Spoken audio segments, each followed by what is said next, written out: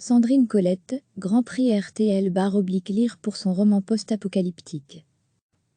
La romancière Sandrine Colette a remporté jeudi le Grand Prix RTL/Lire pour « Et toujours les forêts », fiction post-apocalyptique racontant l'effondrement d'un monde terriblement semblable au nôtre. Le Grand Prix RTL/Lire aurait dû être décerné le 19 mars, mais avait été repoussé en raison de l'épidémie de coronavirus. Paru en janvier, le livre de Sandrine Colette avait déjà été récompensé par le prix de la Closerie des Lilas au mois d'avril.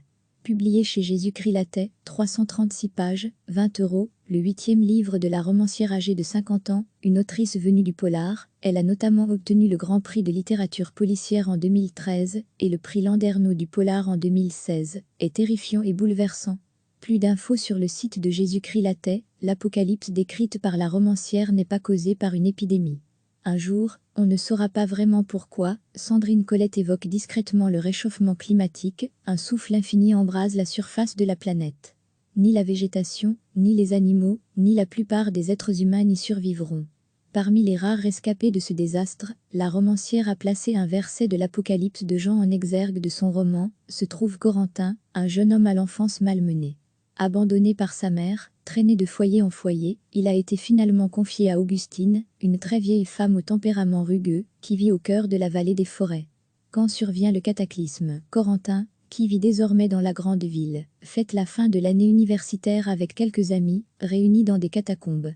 Quand les jeunes gens remonteront à la surface, ce sera pour découvrir un monde effroyable, où le soleil ne brille plus.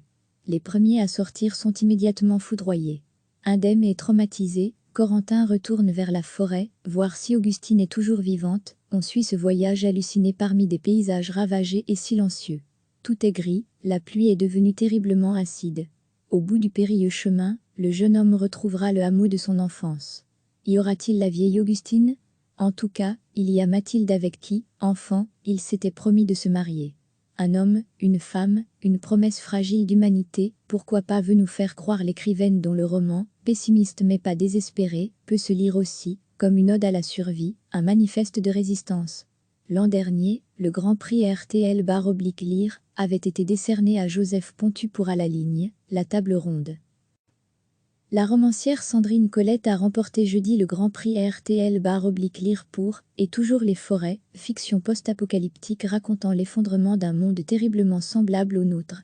Le Grand Prix RTL/Lire aurait dû être décerné le 19 mars, mais avait été repoussé en raison de l'épidémie de coronavirus. Paru en janvier, le livre de Sandrine Colette avait déjà été récompensé par le prix de la Closerie des Lilas au mois d'avril. Publié chez Jésus-Christ Latet, 336 pages, 20 €, le 8e livre de la romancière âgée de 50 ans, une autrice venue du polar, elle a notamment obtenu le Grand Prix de littérature policière en 2013 et le prix Landerneau du polar en 2016, est terrifiant et bouleversant. Plus d'infos sur le site de Jésus-Christ Latet, l'apocalypse décrite par la romancière n'est pas causée par une épidémie. Un jour, on ne saura pas vraiment pourquoi, Sandrine Colette évoque discrètement le réchauffement climatique, un souffle infini embrase la surface de la planète. Ni la végétation, ni les animaux, ni la plupart des êtres humains n'y survivront. Parmi les rares rescapés de ce désastre, la romancière a placé un verset de l'Apocalypse de Jean en exergue de son roman, se trouve Corentin, un jeune homme à l'enfance malmenée. Abandonné par sa mère, traîné de foyer en foyer, il a été finalement confié à Augustine, une très vieille femme au tempérament rugueux, qui vit au cœur de la vallée des forêts. Quand survient le cataclysme, Corentin, qui vit désormais dans la grande ville, fête la fin de l'année universitaire avec quelques amis, réunis dans des catacombes. Quand les jeunes gens remonteront à la surface, ce sera pour découvrir un monde effroyable, où le soleil ne brille plus. Les premiers à sortir sont immédiatement foudroyés. Indemne et traumatisé, Corentin retourne vers la forêt, voir si Augustine est toujours vivante. On suit ce voyage halluciné parmi des paysages ravagés et silencieux.